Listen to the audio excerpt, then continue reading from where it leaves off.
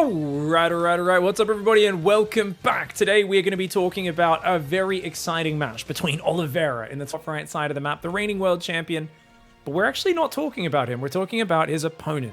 We've got a couple of his best matches recently, and we're talking about them because he's actually the greatest American player in RTS history, and especially in StarCraft history. I don't follow other games that closely, so let's say StarCraft for now, but he really is just an absolute trailblazer, and I think so many people in the last few years don't know about the story of Neeb and how great he is. So this is Neeb down in the bottom left side. He's representing Onside Gaming when he played this, and for those who don't know, he has just retired. Neeb already about a year ago quit full-time play to become a part-time player going to university after an illustrious career where he basically trailblazed and set the path for guys like Serral, Reynor, Clem, now MaxPax to follow in his footsteps. I mean, his achievements are actually legendary, and there's something that the esports scene, the gaming scene in general, have such short memories. Sports fans in general have short memories, and they forget people that were great just a few years ago because they're not winning the biggest championships anymore. But he never stopped being a top competitor, and just recently, this series and the other series we're going to cast after this were played at the World Championships, and he showed that even as a part-time player who'd had his, 1 foot out of the game for, I think it was half a year or a full year, could still compete with the best of them and show us some fantastic games. And some of you have watched my other games talking about Oliveira's matches. You would know that Neeb was actually very, very close to getting to the final bracket of the overall tournament. So let's talk about this series, and I'll fill you guys in on the history as we go. He does block the command center. It's a Reaper opening into a factory for Oliveira. Oliveira skipping the scout, and a nice solid Nexus opening for Neeb. So let's give you guys the summary. As he opens with a proxy. Okay, he's going to go, I believe, for a 2-gate or 3-gate proxy opening. Let's see what he does. He's chronoing an Adept out, has a pylon on the front. The Reaper's going to go out. We'll see if he finds it. Now, the biggest achievement, guys, for Neeb is in 2016, Neeb broke a 15 or 16-year streak of Korean dominance. For those who don't know, up until Neeb, Koreans were always better. There was the occasional foreign player who'd win an international tournament very occasionally, and they might make it to top 8 or so in GSL, or if you were Jinro, you made a semi-final in the GSL in the very early days, which was a historic thing. Making it, like, for a non-Korean to make it to the top 16 was so massive as a news item, and everyone would go, they're top 16 in the GSL, and they'd get destroyed in the next round, and we'd go, oh, same as usual. Neeb came in and won the KeSPA Cup in 2016, and he not just won it, he dominated it. He absolutely destroyed, I believe it was Trap he played in the grand finals, and he was ahead of the game. He figured out Disruptor play before anyone else did in early Legacy of the Void, destroyed in the PvPs, looked really good in the other matchups, and then after that, he went on to dominate all of 2017. He absolutely destroyed 2017. He won 3 out of 4 of the WCS events that were run that year, the big major international tournaments, and got top 8 in the 4th one. Something we'd never seen anyone dominate the foreign scene for an entire year like that, until, of course, the next year, everyone's forgotten about it because Serral went and won 4 out of 4 the next year. And we went, oh, that's the great thing. That's the guy we remember. We don't care about Neeb anymore. Ooh, the Adept goes in, doesn't get the Mule, but it is just a distraction for the Oracle to come in, gets an SCV, is going to grab, ooh, tries to mass repair, but you can't out-repair an Oracle, mate. That ain't going to work for Oliveira. Neeb comes in, gets 2 SCVs, gets a Mule, and can he get 1 more Mule? That Mule was almost expired, but probably blocked about 50 minerals from being mined off it. So pretty damn effective. A second Oracle's out, but oh god, oh god, oh god. Cyclone? Does it beat a single Oracle? Oh, just barely gets it. Oh, he tries to scan there. Oliveira burns a scan, doesn't get anything for it, but he's going to get rid of this proxy, which is massive. This is a great start to the series for Oliveira. Not so good for Neeb. He got a little bit of damage. If he kept both Oracles alive, that would have been a different story. But now with the medevac, oh, actually, he's going to cancel the medevac. That's interesting. He says, guess what? 2 Cyclones, a pack of Marines, a Liberator, a Hellion. We can counterattack, put on some pressure, maybe even get the 3rd base. And behind it, I'm going to go up to extra barracks, get the add-ons, start building tanks and Marines behind this and go to the next step. The Stalker's pulling back right now. This is a scary pressure and a situation where with no Twilight Council, you're making unupgraded gateway units and an Oracle. You have to defend a pretty large army, and especially those Cyclones you don't have an answer for as Neeb. Good pullbacks, though. Notice he breaks the lock-ons by getting out of vision. Liberator does come in from behind, though, and that Liberator position is brutal. Oh, no, that Liberator position is absolutely savage. If you pull back, you're stuck in your base and you'll lose everything. If you go out into it, you're going to get destroyed. Oh, Oliveira, absolute monstrous Liberator position. And look at that, he does a double lock on the pylon with the Cyclones, but Stalker's warping from the right side. Neeb is not really taking big economic damage yet. He is up 10 workers with this quick third base behind this. That Stalker on the right side pulls back to break the lock on. Can he get rid of that Cyclone? Oh, the Stalker does take out the Cyclone on that side. The Liberator is still here, just keeping him contained. The other Stalker gets hunted down by the second Cyclone. More Cyclones, tanks and Marines rallying across. He's got to break it before that tank gets here. When that tank gets here, things are going to go from bad to worse for Neeb. He gets rid of the Cyclone. He's got to get out here, though. The siege tank does go and decide to turn around. The Liberator unsieges and pulls back. Neeb survives what was a very rough early game. Liberator's going to branch off to the left side, go towards his main. Does he have a Stalker Warfare available? It looks like the answer is no. Liberator's going to deny a little bit of mining time. Oh, no. Oliveira's like, I don't want to lose the Liberator, but now he's going to. You can see it shoots the Stalkers, and Neeb shuts it down. Wow, Neeb, what the hell, man? He has a fully saturated third. The problem is he doesn't have a Robo Bay, so he's only building basic gateway units. His Twilight's not finished. And there is 5 barracks on the way. So Oliveira is going to hit him in about 2 minutes with a gigantic army of Stim, Bio, 3 tanks, and medevacs. I don't even know if he'll bother building a 3rd command center. It looks like he will.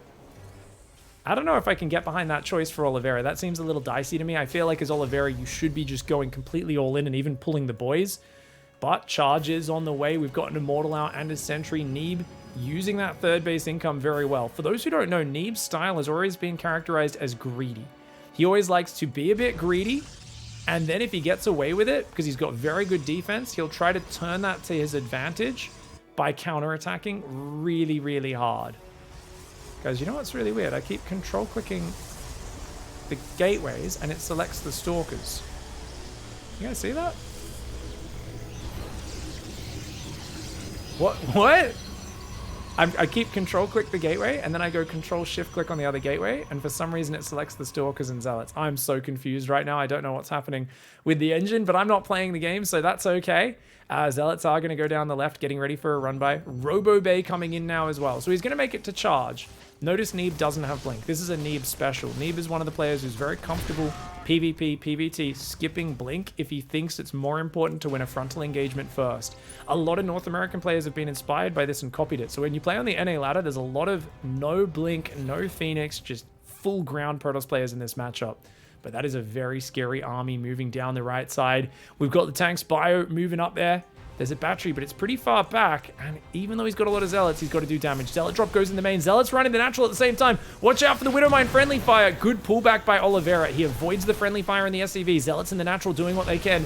Neeb has to try to buy time at the front, but the Stim is very scary. Trying to pull out a siege tank range is Neeb. He's got to pull back a little bit further there. He's just barely in range. And there we go. The warp in the main is good. More and more Zealots coming in. Even Depot's going down. 16 SCVs have fallen. It could be viable for Oliveira to give up this base. Neeb to give up this base, sorry. It's hard, though, to make that decision. An Immortal gets gunned down. The thing is, if he can't actually move out and fight it, he might have that decision made for him. The battery overcharge trying to heal the base. The Bio's stimmed up a fair bit. The Widowmine's not quite firing just yet. They finally go off. The siege tank's focusing the Immortal and the Colossus. They fall. And oh my god, Oliveira manages to crack through. Giving up the base wouldn't have been a good call either, because in hindsight, guys, there was a 3rd command center landed. So even on 30 workers versus 60, if you give up your 3rd, you'll never secure a new 3rd base probably, right? So it was a very hard call either way. And with that early game going as well for Oliveira as it did, he just had a strong enough timing to take him out. Game 1 goes to Oliveira. All right, guys, let's go into game number 2. That was a great game from Oliveira. Let's flip that scoreboard. He is up 1 game, but Neeb is a beast. And Neeb will not give up easily, my friends. Coming across with a probe scout. So let's, during this early game, give a little bit more backstory on Neeb. So for those who don't know, Neeb was a Protoss player, but he was in high school. Since he was like 14, 15, he was in Challenger in the early WCS days in like 2014. I think he first got into Challenger League. And started doing pretty decently, and he swapped to sorry, he was a Terran player, and then he swapped to Protoss in 2015 and started doing really well. And the moment he graduated from high school and said, hey, I'm going to play full time, he started destroying. And that's what happened. I think it was like late 2016, instantly won KeSPA Cup and started looking really, really powerful.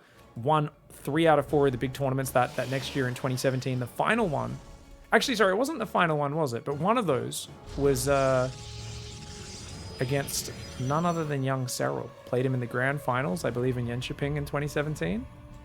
And that was actually really cool because he was way more experienced and he destroyed Serral. But it was Serral's first time on stage. It's where the "It's Nice" meme came from when Smick said, oh my god, this is your first time being in a grand finals. How's it feel? And young camera shy Serral just said, it's nice. And that was his entire response. It was the introduction to him was him getting bopped by Neeb on the big stage. Neeb now going for a very aggressive build. Nexus into proxy robo gateway.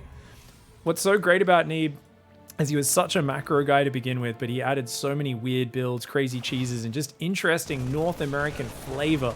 Now, some people would say North American builds are bad. They're not that good. But guys, you can make fun of it all you want, but melted cheese, that American cheese that's so good for melting, hamburgers, people are like, oh, that's peasant food. Guess what? Peasant food is glorious. Anyone hating on bloody American food, take your hoity-toity up yourself attitudes out of here. Neeb brings the power of freedom. He brings the bald eagle. There were memes about how he, like many religious figures in history, guess what, guys? They could swim, they could part the Red Sea, right? They could part the sea and walk through and make a path for the people. Guess what? Neeb can swim through land. That was one of the classic memes about him. We found out that his name, it's Alex Sunderhaft. They used to call him the Thundershaft in high school. He really didn't like when we started calling him that for the jokes for a few months in Star. He was like, please stop. Please stop. And then we finally stopped because he seemed to be genuinely uncomfortable with it. The point is, Neeb has been a massive character and a beast, and I just absolutely love his influence on the scene.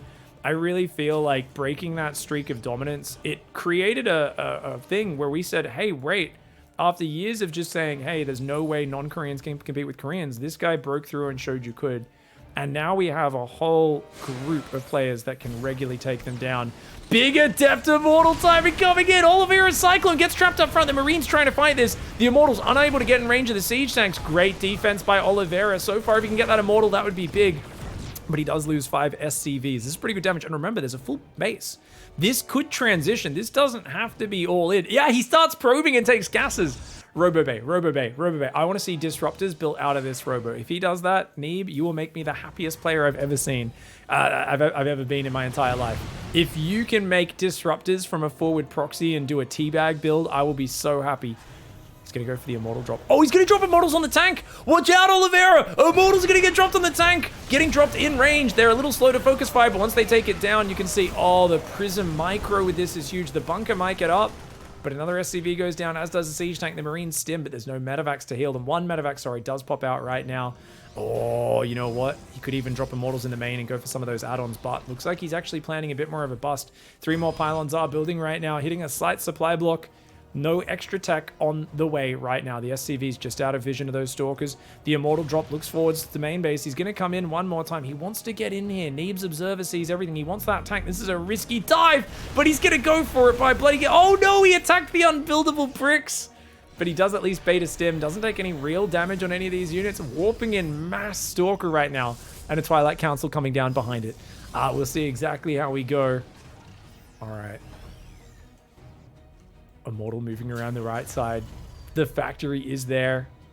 This is a weird position, but man, he brought out some crazy, crazy builds. I'm not going to cast it today.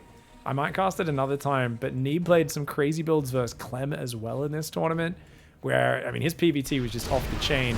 Immortal's going to find a Siege Tank. The Viking tries to punish it, but he can just dance away from that. The Prism's too fast to be caught up on. And Oliveira desperately sending an 8-stim Marine drop around the right side. But my god, there is 11 non-blink Stalkers on the defense. Mass unupgraded gateway unit. NA style. I love it, baby. And here we go. Marines coming in on that side. Observer does set up outside the natural. Looks like the other one did go down. Marines there. Gonna come forward. The army is ready for it. And Oliveira has to just pick up and leave. But Oliveira definitely feeling claustrophobic in this game. I'd like to see him drop a third command center. We'll see. Maybe he goes 5 barracks again. It worked for him last game. Stalker Immortal is hunting for him on this map. And you don't know when Blink's going to finish as Oliveira. You have no information about the tech situation. You know there's no third base, so you're pretty comfortable playing 2 base versus 2 base. It's crazy that when he saw the units at home, he didn't move out to take this out, though. That would have been the real play. Oh, man. Stalkers without Blink actually almost get the medevac. Force a few Marines to unload. Very good move. He doesn't have that much bio at home. That's the thing for Oliveira. He's actually outnumbered in the army supply. And as charge comes in, that's going to get kind of scary. Up to 8 gateways at home and a 9th gateway proxied. Zealots warping in the main. He says, yeah, he might have that drop over there. Just in case, I'll warp Zealots in, and the drop has to immediately leave. Oliveira's got that 3rd command center building here in the back. He's adding a bunker, a 2nd bunker. Oliveira scans. He sees the 3rd base. I mean, he says there's no reason to move out. 2 base versus 2 base is good for me. Looks like the medevac and those Marines got shot down by that Stalker, guys. So the drop has gone down. Prism on the bottom left side. I feel like Oliveira should try to get rid of that Robo, though. Leaving a Robo alive is letting Neeb get away with something that he maybe shouldn't. And Neeb is just playing low economy PvT. Forge and Templar Archives come down. Storm Drop would be very surprising in this sort of game. 4th and 5th barracks on the way for Oliveira. He says, what the hell is going on? What is this North American cheese? Dude, I play on the Chinese server. You realize that Chinese players are some of the most creative weirdos when it comes to StarCraft? Well, Neeb says, guess what? The Bald Eagle can out-weird your weird. I am playing some strange builds today. Proxy Oracle into Proxy Robo into this weird transitional macro game. He's picked off 2 siege tanks, remember, without losing the Immortals. It's actually fantastic. You know, it's the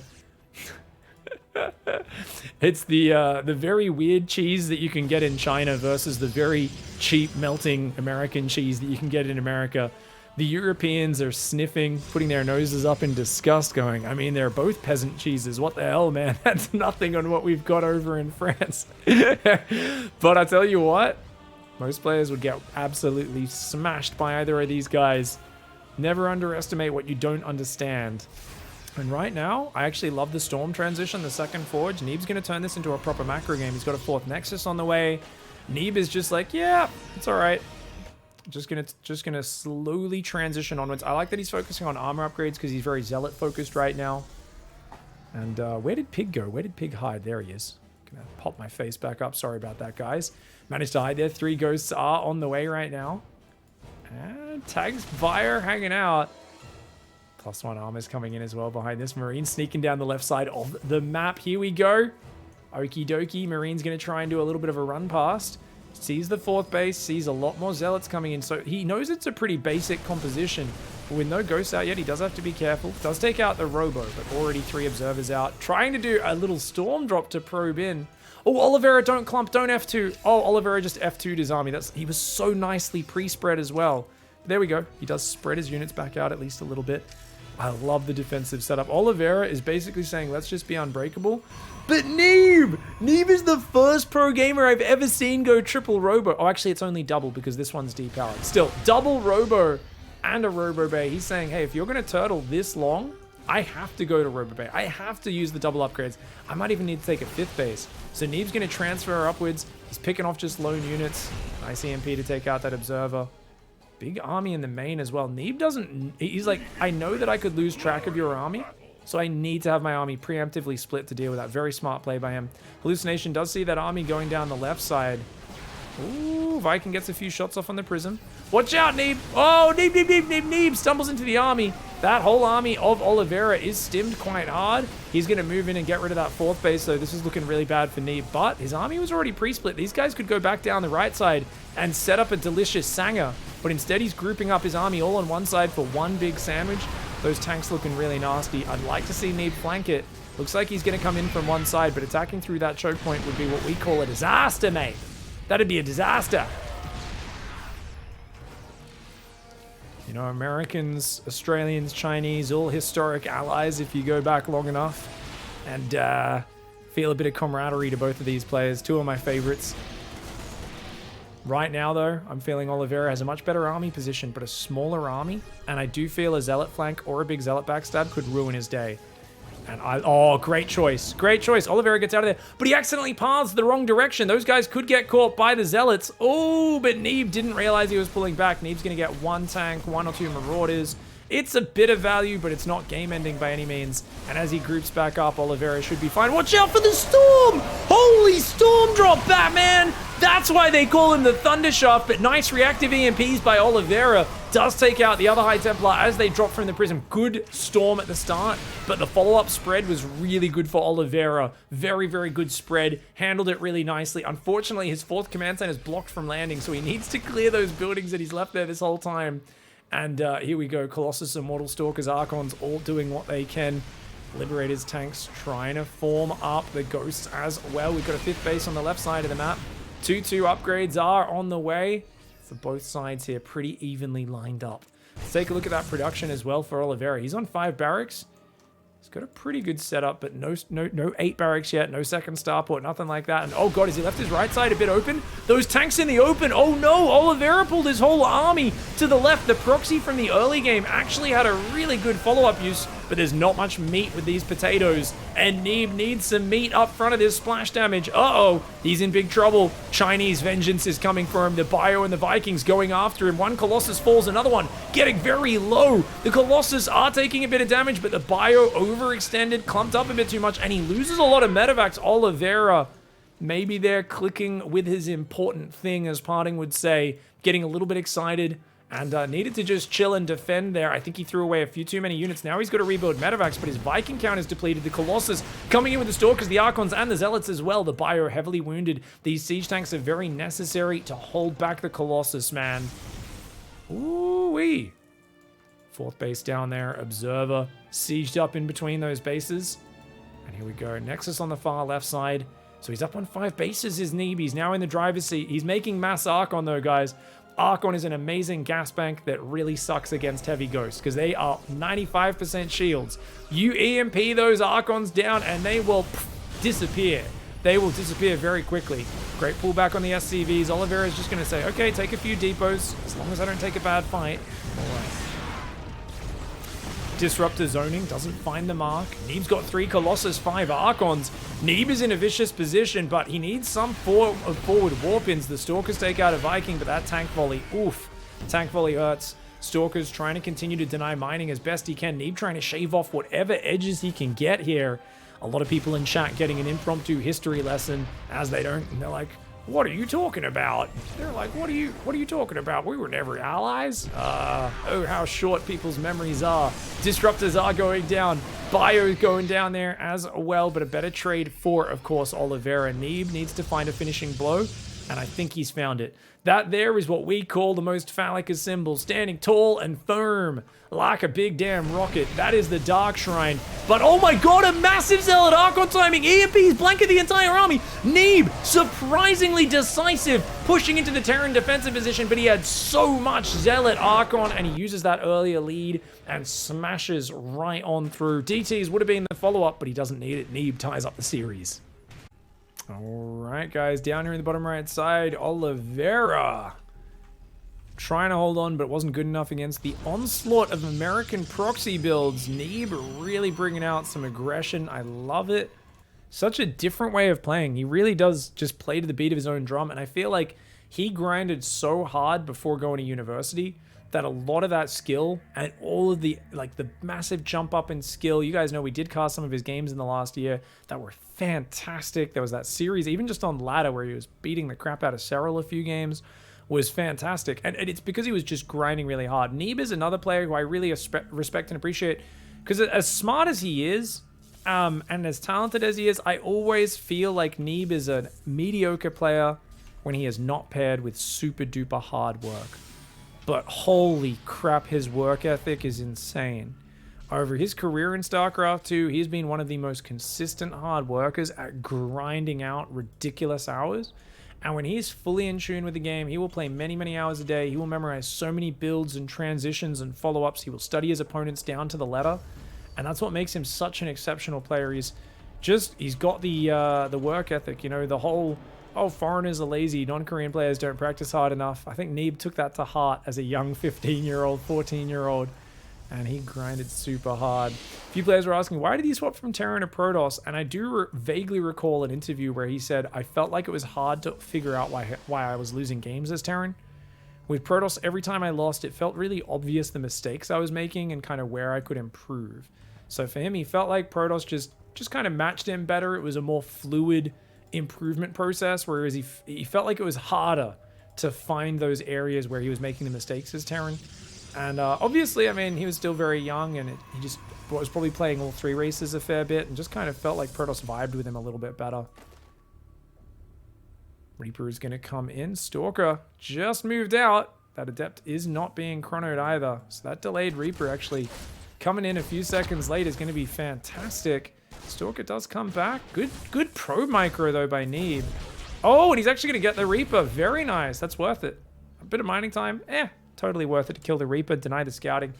On the other hand, the problem here is that, of course, Oliveira saw a Stalker, so he can assume that it's Twilight Council.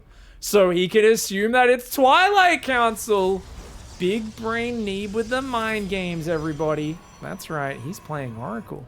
He went Stalker first, specifically to try to trick him. And guess what?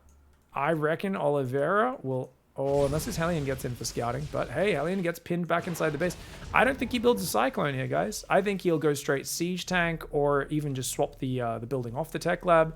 We'll see. Oliveira is a big fan of the Cyclone. But no, he's going to go Raven. Yep. And Raven not the most amazing versus Stargate play, especially if there's a Phoenix follow-up. Phoenix destroy Ravens. It's a really good situation for Neeb to find himself in. He's got another Adept at home as well. Can hopefully block that. I mean, the Oracle will be arriving across the map soon, right? Wait, he's keeping the Oracle at home? Oh, okay, he's playing very safe with it, I guess. Ah, interesting. Hellion comes in, sees the Adept, second gateway, third gateway, and a very quick third Nexus. Neeb's played a very greedy build, and right now Oliveira does not have the information to know how to punish it. Ooh.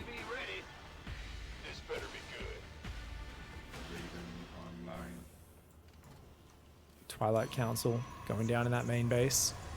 It's building more Phoenix right now. If that Raven goes across the map, it's in for a spot of bother. Second and third barracks are down before 4:30. They're down at about 4 minutes 20, so decently timed. Engineering bay as well for the upgrades. And of course, the starport will build itself a reactor in a moment as well. Reactor on the factory, reactor on the starport. All off of just one siege tank. Oliveira is not playing too safe, which is good for him. If you build like 3 siege tanks and then you find out you're up against Phoenix into charge, that's a problem.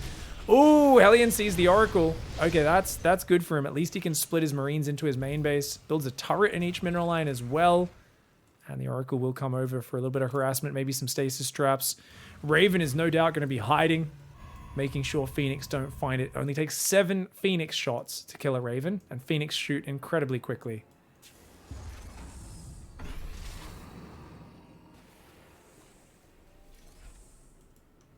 Do cheers count towards the next Pigfest? For those who are watching this, guys, don't forget Pigfest, March 15th to 19th. Not sure when this is going up on YouTube, but we are hosting a tournament with the best players in the world. It is the best lineup by far I've ever had for Pigfest. Literally, you name it, any best player. Maru, Serral, Reynor, Clem, MaxPax, bloody Hero, Dark. Literally, every best player in the world is in it.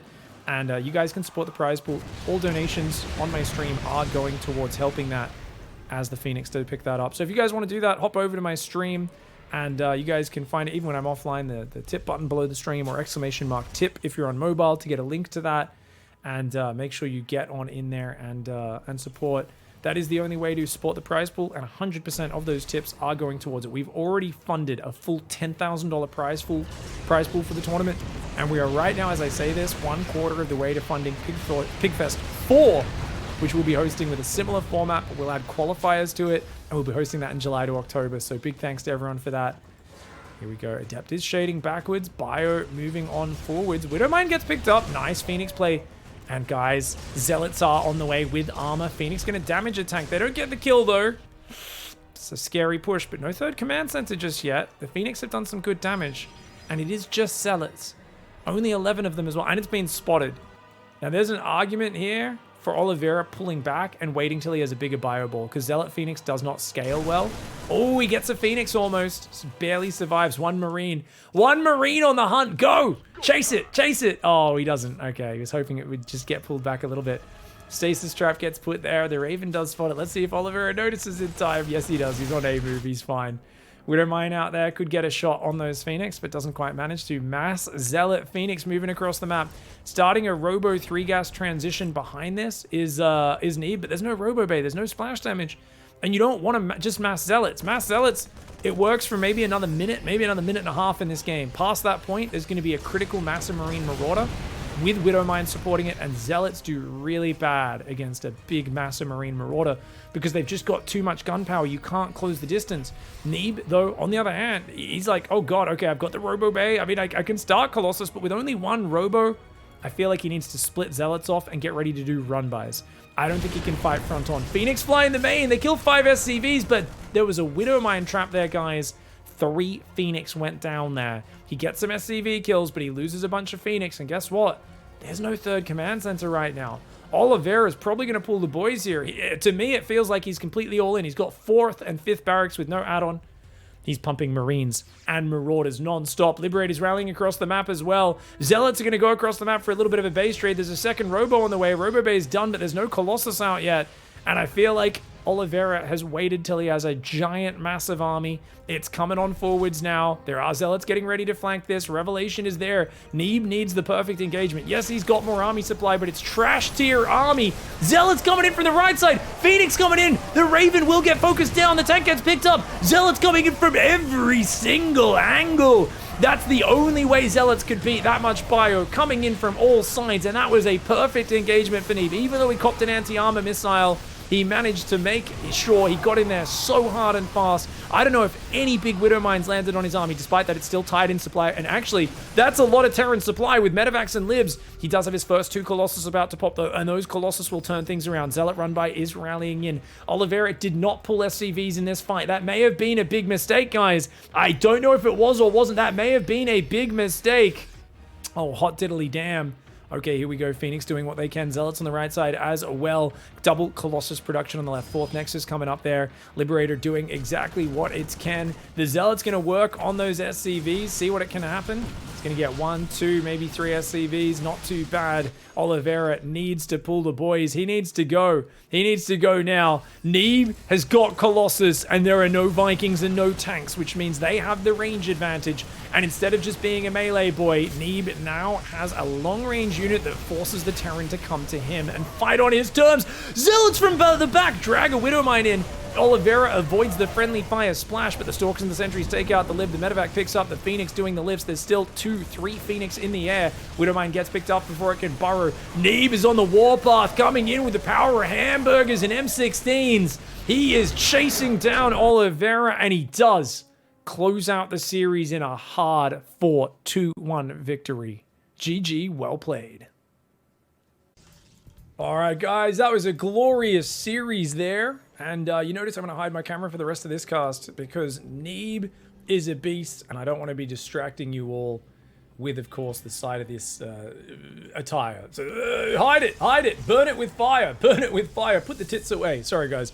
What can I say? Tits out for Neeb. He gets me excited. Much like a rock star in the 80s, I am but a blistering fangirl who definitely didn't just lose a bet. Definitely didn't just lose a bet. Anyways, Dark does get his hatchery blocked. This is Dark, one of the greatest Zergs of all time, up against Neeb, also in this group stage match. And Neeb, of course, has had a long history with Dark. Dark was one of the foreigners, one of the Koreans that would shut him down in some of his tournament runs in GSL and the like when he was living in Korea. Stopped him short a few times. Neeb did get revenge on Dark a bunch of times over the years, so they've had a fair bit of back and forth. But it's funny because Neeb used to be very much the macro guy, and Dark was always trying to get him with like surprising cheesy builds and stuff like that. But I think Neeb is very capable of answering back with his own dirty builds these days, and you can see right now it looks like Neeb trying to fight him with that probe micro, trying to interrupt his mineral mining a little bit. And already Dark's mining, you can see only 1 patch on that close mineral patch, and Neeb being very annoying. Nexus into Cybercore goes down behind it. Probe queues up. Second gas goes down right on cue. Very clean opening for Neeb. An interesting third base location for Dark. I feel like normally you go take this third on this map, just because this one is kind of further away, but that could be used as a launching pad for like a Roach Ravager attack, especially, or a Queen Walk. If you break these rocks down, you can actually walk queens across pretty quickly. It's one of those strategies, we don't think about Queen Walks anymore very often, but they are still a good strat. If your opponent's relying on like 2 or 3 oracles, you only need like 3 queens to beat 3 oracles. You just walk those across the map, even without transfuse, they can beat them. Overlord floats into the main base as well. Zergling's going to try and chase Neeb back on that side. You know, it's crazy to think about the career paths these players have, because Neeb, he'd won, I think, like maybe $5,000 or like a few $1,000s here and there over like a few years in StarCraft. Then 2016 happened and Neeb won like 40 grand, maybe more than that, just because he really started kicking off at the end of that year. And then 2017, I think he won like $250,000, $300,000 in 1 year of winnings, maybe more than that even.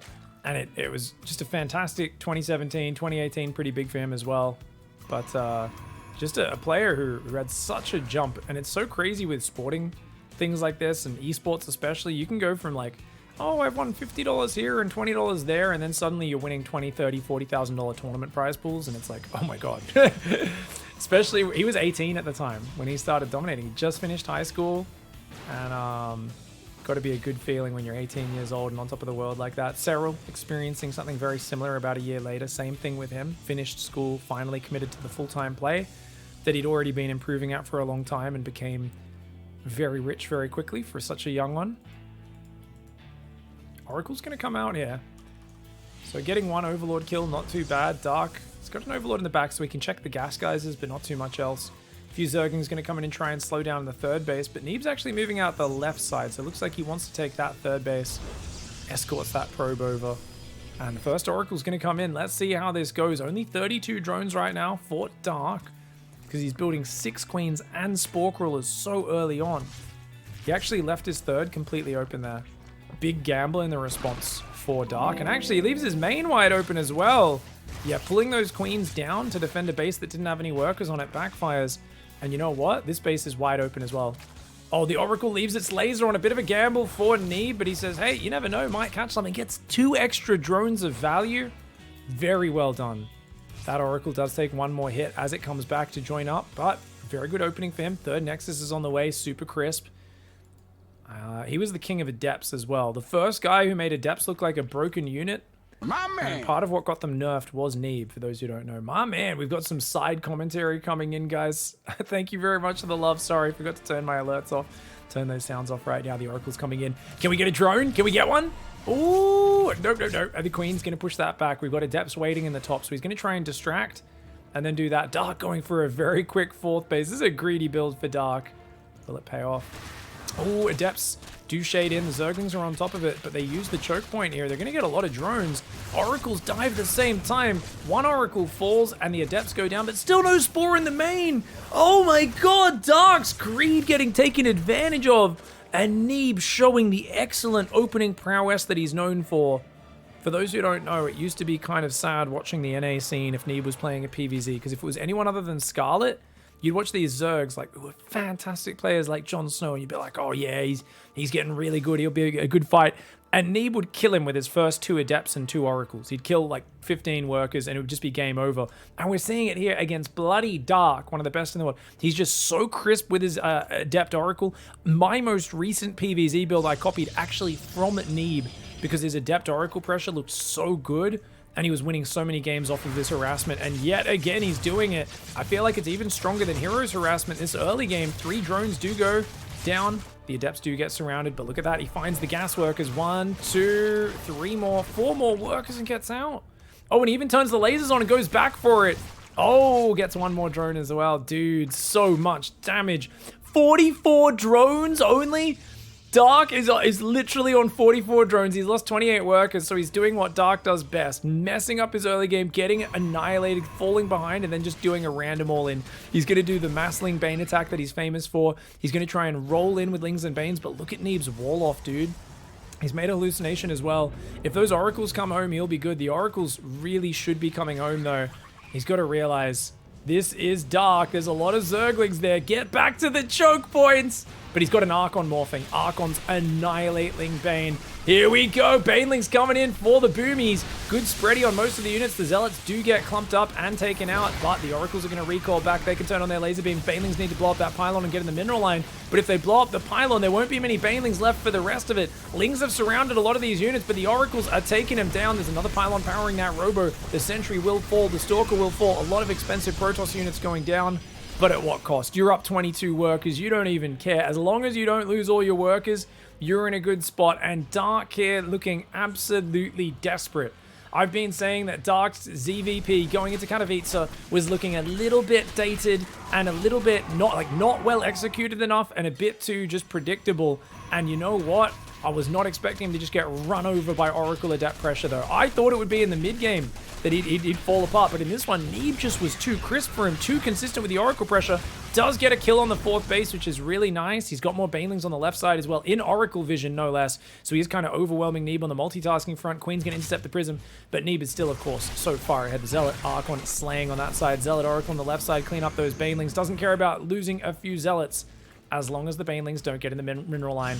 4th Nexus is on the way, and it's that big old charge Archon style that he does so well. He's up on 11 gates, is Neeb. The 4th base coming up, building probes, +2 attacks on the way. Meanwhile, Dark is only halfway towards his lair, stuck on 57 workers and making roaches desperately to try and defend an attack that is pretty much unstoppable. He's going to counterattack with some Zerglings, but Zealots and a shield battery should do okay. A few Banelings, Zerglings split off to morph as Banelings. He's going to keep rallying Banelings into that base, but the Zealot Archon will take out Dark's 4th base. Dark came into this tournament, a lot of people saying, he could win it, he could win it. Neeb says, dude, everyone's counting me out because I'm not full-time anymore, but I am still the greatest North American player of all time. And the Thunder Shaft comes on in. The thundering, bloody Alex Sunderhaft, an absolute monster. And he's going to take game 1 pretty easily. Yeah, the Roaches and the Lings are in trouble. Does have to pull those Archons back. They're unsupported right now, but Zealots are back in the 3rd mineral line. As long as these Archons take some stuff out on the way out, they should be okay. 3 Archons still alive. More Zealots coming in. Banelings looking for the mark. Still 2 Archons are alive. More Zealots on that 3rd base, and you've got a 2-base Zerg essentially versus a 4-base Protoss. That 4th mineral line is starting to fill up with workers.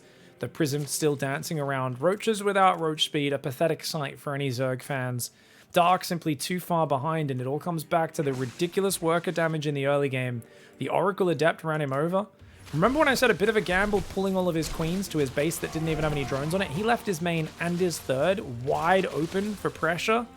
And Neeb just... These Oracles, one's on 17 kills, and the other one is on 10 kills. They're still alive. He's only lost one of the first 3 Oracles he built. Blink is now coming in. He's like, just in case like Mutas happens or something like that, I can make Blink Stalkers, have something ready. Just getting some extra flexibility. I like that Dark has the ability to survive in this situation because he is one of the best comeback players in the game. Unfortunately for him, he still has not started roach speed. He's still making slow roaches. It feels like it's so late in the game that he's forgotten roach speed because it's like, oh, who would be making roach speed? You know, surely I've already got it. No, you don't. Zealot's going to cancel the base on the right. Giant Zealot Archon Immortal Army on the left side as well. Zealot's going after those roaches. Some will split off into the natural. Dark sees the size of the army. And much like a man intimidated by the size of that American military, Dark has to tap out. Neeb takes map 1.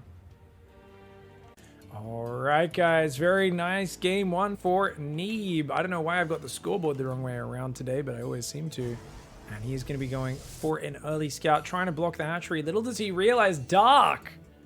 What is this build?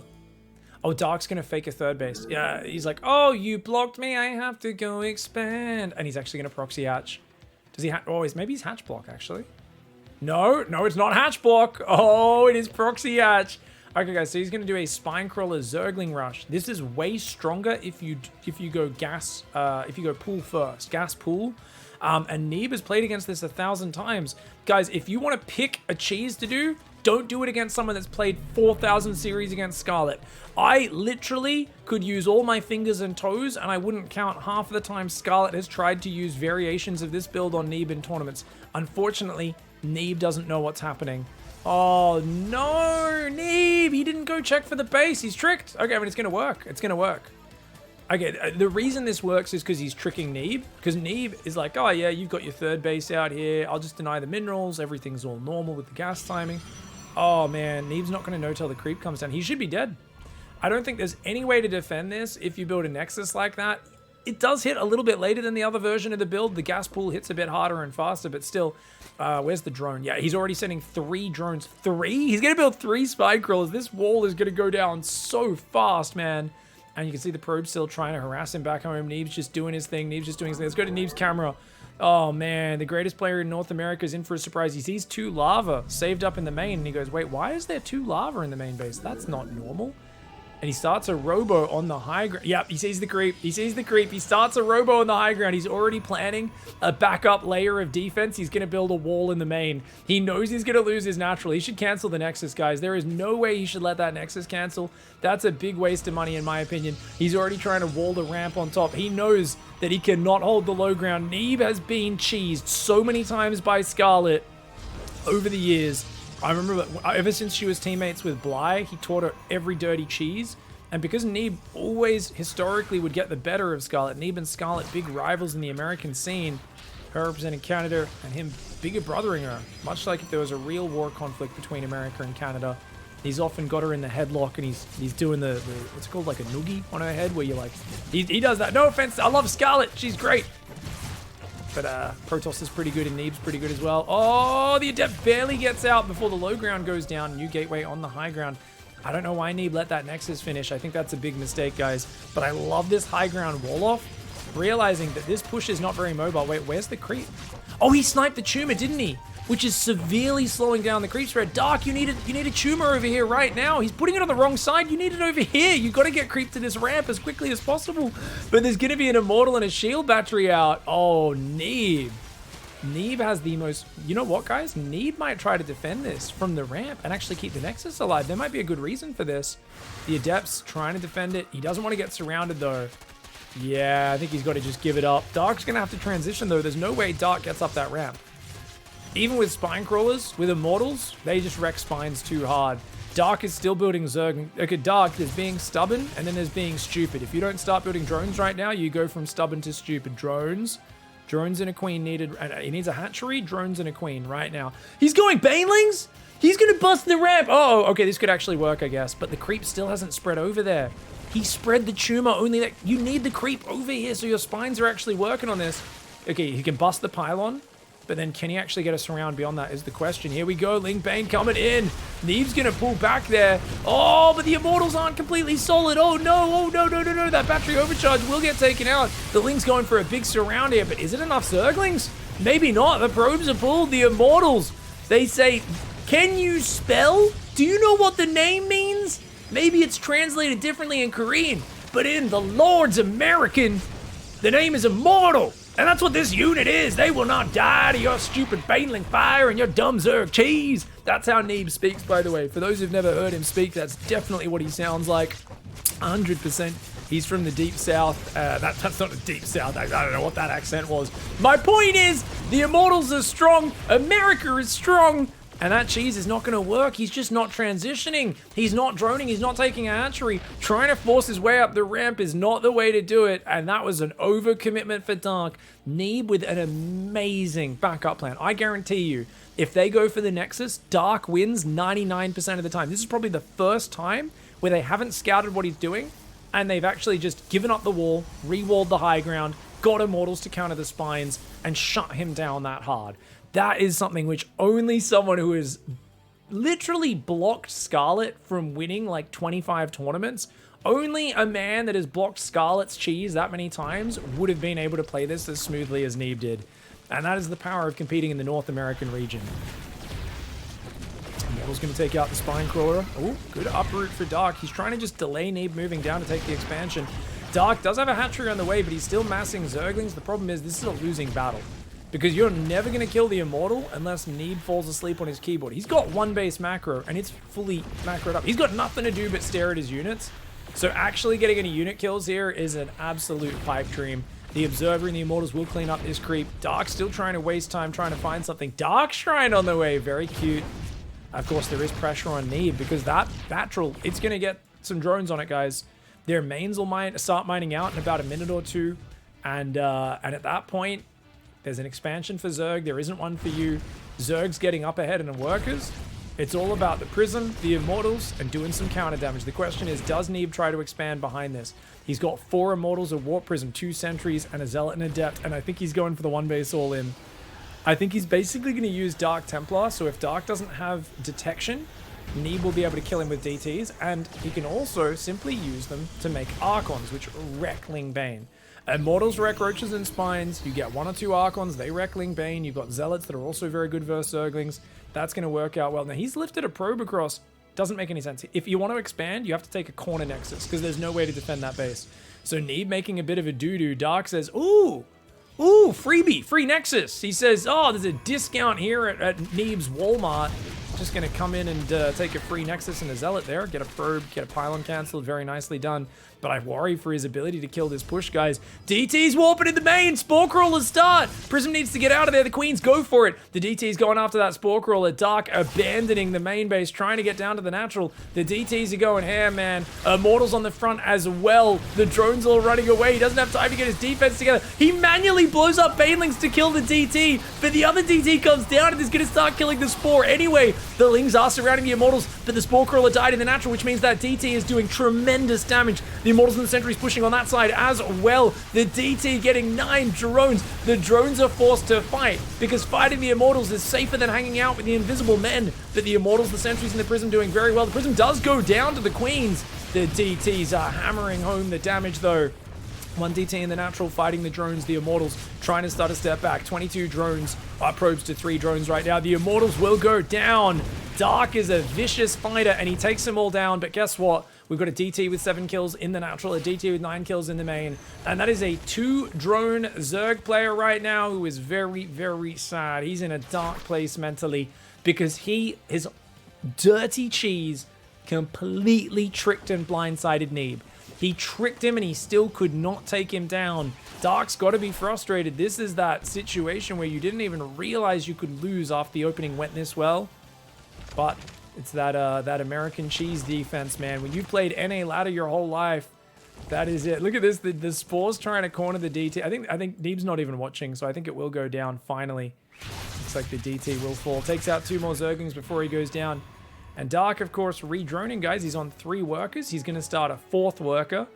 Unfortunately for him, Neeb has a Nexus. Neeb also is going to go for a double Archon drop, which I think might win the game. I don't know if 6 Queens can beat a double Archon drop with no support. I actually think... What has 2 Archons and doesn't give a shit? Well, it turns out Dr. Neeb is coming in, guys, and he's the head of Protoss Medicine in this particular scenario. Those Archons are going to cause so much trouble. And yeah, Dark knows it. Dark's going to tap out. GG, well played. Neeb, hats off to him, guys. He is now retired. But you know what? In this tournament, he 2-0'd Dark. He took out Oliveira, and he made a bloody good account of himself. A lot of people were counting Neeb out in this group stage here. But if we look at the group stage bracket, you can actually see, guys, he beat Oliveira head-to-head. And if Oliveira had dropped 1 more map, they would have been tied over here at -1 in terms of the map score kind of point system. And he would have gone through instead of Oliveira because he won the head-to-head. So, unfortunately, Neeb barely lost a series to Clem. He got proxy Marauder cheese by Cure. And Ragnarok managed to barely overwhelm him with some big Roach Ravager timing attacks and Ravager Ling timing attacks just before, like, really close series all around. And it's actually crazy that this is Neeb's last big tournament. I mean, for me, this is an insane run. I'm really proud of him.